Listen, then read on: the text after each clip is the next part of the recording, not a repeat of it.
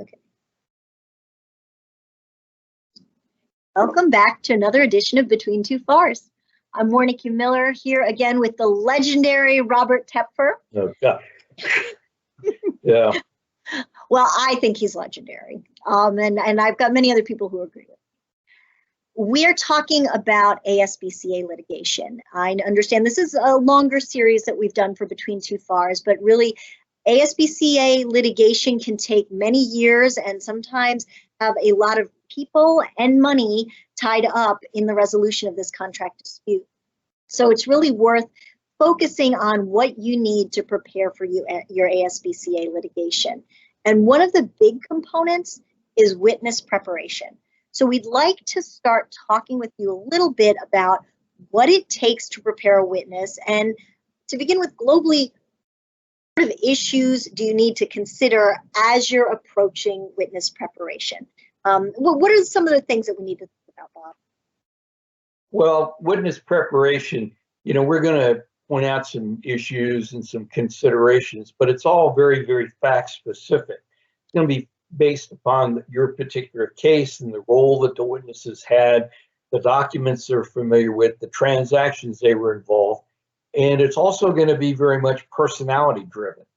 I mean, you really have to, spend some time with the people that you're going to be examining in preparation, because you certainly will in depositions and most definitely, at the trial. And you want to find out how they handle things early on, as opposed to, in the middle of the events themselves, the deposition, the trial. That's absolutely no fun, where you're sitting there saying, wow, I wish I had told them to choose their words more carefully. I didn't realize they'd be flippant. I didn't realize that they had such a high opinion of themselves, or that they were so incredibly helpful. Okay.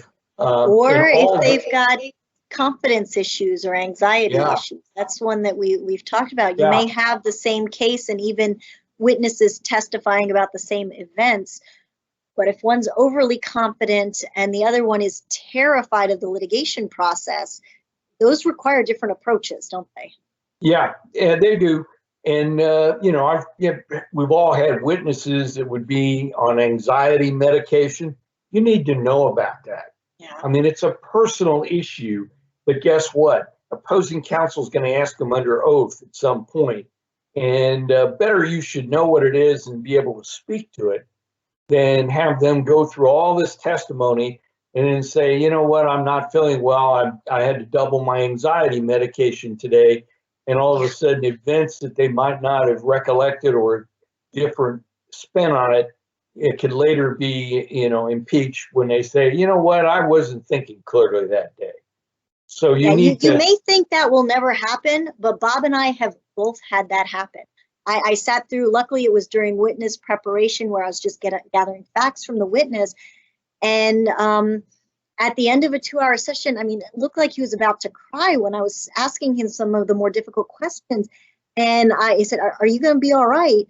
And he said, well, I doubled my medicine today, but it's just not working. You're really freaking me out asking me these questions.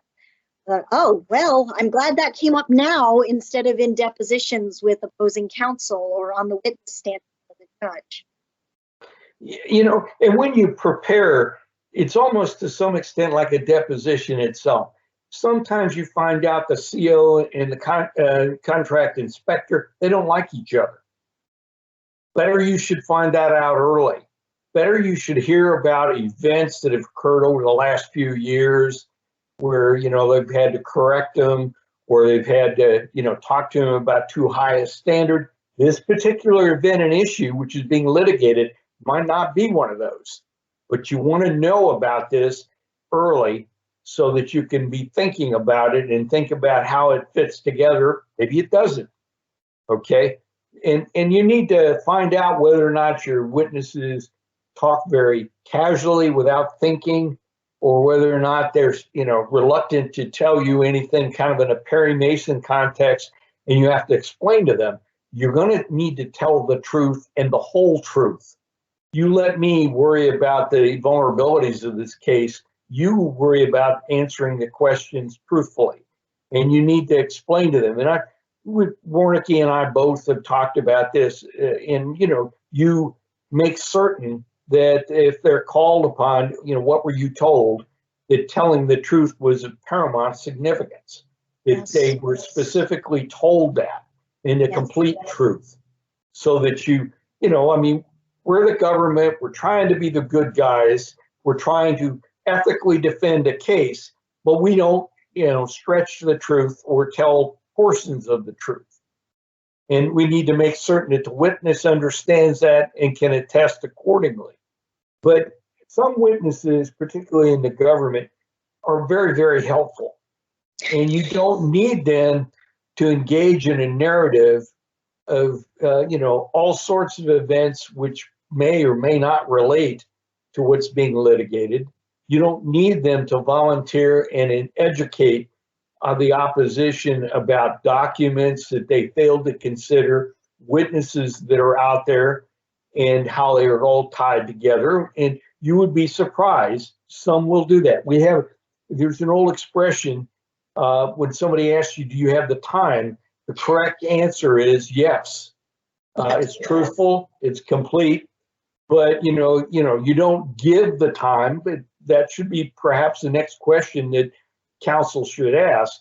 You don't explain how to build a watch, and you don't explain the theory of time and how it's evolved over history. And I've had some people that have done similar things. Okay.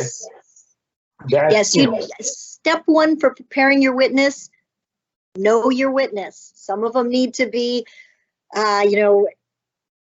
they need to understand that they have to be fully transparent and give the whole truth and not hide the ball. But then you've got others that you need to rein in and have them focus on just answering the question as it was asked. So know your witness. That is step one. And step two, tell them to tell the truth. I mean, those are, I think, the first basic steps of any witness prep you've got. Know your witness and tell them to tell the truth. But that's just the beginning. And I know you guys are excited to know what the next steps are for preparing your witness for ASBCA litigation. So stay tuned to the next edition of FARS.